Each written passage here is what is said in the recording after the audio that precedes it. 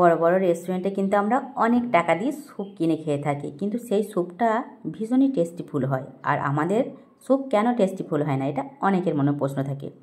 আমি নূরজাহান চলে এসেছি আজকে একটি ডিমের দুর্দান্ত স্বাদের স্যুপ রেসিপি নিয়ে। চলুন এই স্যুপটি কেন এত টেস্টিফুল সেটা আপনাদেরকে দেখাবো। তাহলে আপনারা কিন্তু বাড়িতেই কম টাকা দিয়ে খুব অল্প খরচে এই স্যুপটি মনের মতো তৈরি করে নিতে পারবেন। আমি এর জন্য নানা রকম সবজি নিয়েছি, সেগুলো আপনাদেরকে ধীরে ধীরে বলে দেবো স্যুপটি তৈরি করার জন্য। চলুন এই স্যুপটা আমি কীভাবে তৈরি করছি দেখতে হলে কিন্তু আমার সঙ্গে থাকতে হবে আর পুরো ভিডিওটা দেখতে হবে, স্কিপ করবে না। খুবই একটা ছোট রেসিপি আর এটা কিন্তু খুব সহজেই তৈরি হয়ে যায়, এই জন্য একটু ফলো করবেন আর ভিডিওটা দেখতে থাকবেন। আমি একটি ডিম নিয়েছি, এই ডিমের মধ্যে দিয়ে দেবো সামান্য পরিমাণে লবণ আর এক চিলটা গোলমরিচের গুঁড়ো। এই দুটি উপকরণ দিয়ে এই ডিমটিকে ভালো করে আমি একটু ফাটিয়ে নেব। ডিমটি কোনো রকমভাবে জমাট যাতে না বেঁধে থাকে, কারণ এটা ভালোভাবে ফাটিয়ে নিতে হবে। দেখুন একটা কাঁটা চামচ নিয়েছি আমি, আর এই কাঁটা চামচের সাহায্যে কিন্তু আমি খুব ভালোভাবে ফাটিয়ে দেবো। আমি কিন্তু সামান্য পরিমাণে বলেছি যে সামান্য পরিমাণে গোলমরিচের গুঁড়া নেব, তাহলে এটা একটু ঝাল ঝাল আর একটু লবণ থাকবে। এটা খেতে কিন্তু অনেক টেস্টিফুল হবে। আমরা অনেকেই ভাবি হয়তো রেস্টুরেন্টের যে স্যুপগুলো দেয় সেগুলো হয়তো আলাদা কোনো কিছু থাকে, কিন্তু না, আমাদের হাতের কাছে যে সকল জিনিস থাকে সেগুলো দিয়েই তৈরি করা যায়, শুধু আমরা জানি না যে কীভাবে তৈরি করতে হয়। এই কারণে বলবো এই ভিডিওটা দেখুন আর খুব সহজেই মনের মতো একটি স্যুপ তৈরি করে নিন। স্যুপ শুধু আমরা এমনি খেয়ে থাকি না, যে কোনো জিনিসের সাথে শরীর অসুস্থ হলেও কিন্তু মুখে ভালো লাগে না, রুচি আসে না, তখন এই ধরনের স্যুপ আমরা তৈরি করে দিলে খুব সহজেই এটা খেতে পারা যায়। আর শরীরের মধ্যে অনেক এনার্জি আসে, পুষ্টিও থাকে। এই কারণে অবশ্যই তৈরি করবেন আর খেয়ে দেখবেন। চলুন চলে যাব গ্যাস ওভেনের কাছে। গ্যাস ওভেনে আমি একটা প্যান বসিয়ে এর মধ্যে দিয়ে দিয়েছি হালকা অল্প পরিমাণে বাটার। এটা আপনারা সাদা রিফাইন অয়েল, সরিষার তেল যেটা থাকবে আপনাদের হাতের কাছে সেটা দিয়ে তৈরি করে নিতে পারবেন। এর মধ্যে দিয়ে দেবো কিছু রসুনের টুকরো। এই রসুনগুলো আমি ছোটো ছোটো করে টুকরো করে রেখেছিলাম আর দিয়ে দিয়েছি। এখন দিচ্ছি সবজি।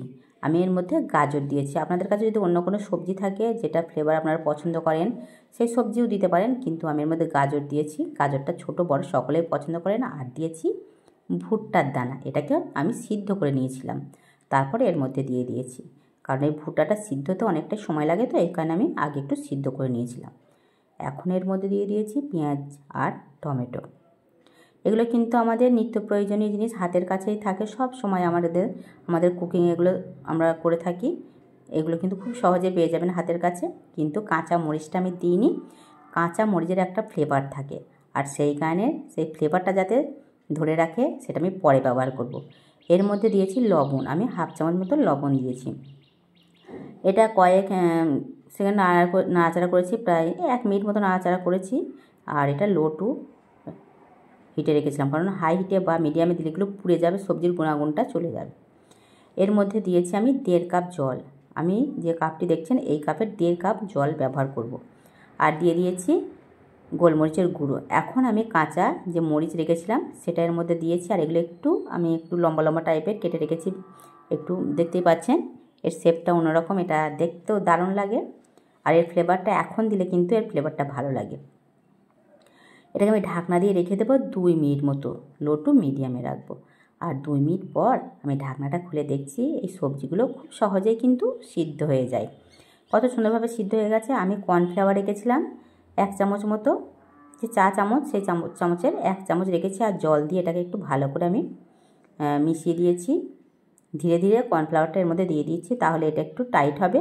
কারণ পাতলা একদম টেলটেলে অনেকেই খেতে পছন্দ করে না, একটু টাইট হলে কিন্তু দেখবেন এটা খুব সহজেই খাওয়া যায়। এখন দিয়ে দিচ্ছি এর মধ্যে ডিম, যেটা আমি গোলমরিচের গুঁড়ো আর লবণ দিয়ে ফাটিয়ে রেখেছিলাম। এটা ধীরে ধীরে দেবো আর নাড়তে থাকবো। এটা কিন্তু অনবরত নাড়াচাড়া করতে হবে, কোনো রকম যেন জমাট না বেঁধে যায়, এই কারণে দিচ্ছি। আর আমি ধীরে ধীরে নাড়াচাড়া করছি। দেখুন কত সুন্দরভাবে ডিমটা একদম মিশে গেছে, কোনো রকম কিন্তু দানা দানা একদম হয়ে নেই যে মোটা মোটা দানা দানা মুখে পড়বে, সেরকম কিছু না। আমি এখন এর মধ্যে হাফ চামচ মতো সয়া সস দিয়েছি। সয়া সসটা দিলে ডিমের যে একটা স্মেল সেটা অনেকের কাছে খারাপ লাগতে পারে, এই কারণে দিয়েছি। তাহলে ডিমের যে স্মেলটা সেটাও কিন্তু কেউ বুঝতে পারবেন না, অসাধারণ ফ্লেভার আসবে।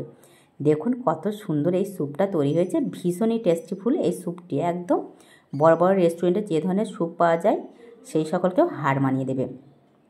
এই কারণে বলবো বেশি টাকা দিয়ে না কিনে ঘরোয়া উপায়ে এই সামান্য কয়েকটি সবজি আর ডিম দিয়ে তৈরি করে নিন এই স্যুপ রেসিপি। আশা করবো আপনাদের অনেক ভালো লাগবে। যদি ভালো লেগে থাকে তাহলে লাইক কমেন্ট শেয়ার করতে একদমই ভুলবেন না। বেশি বেশি করে শেয়ার করে দেবেন, তাহলে সকলেই কিন্তু এইভাবে তৈরি করে খেতে পারবেন।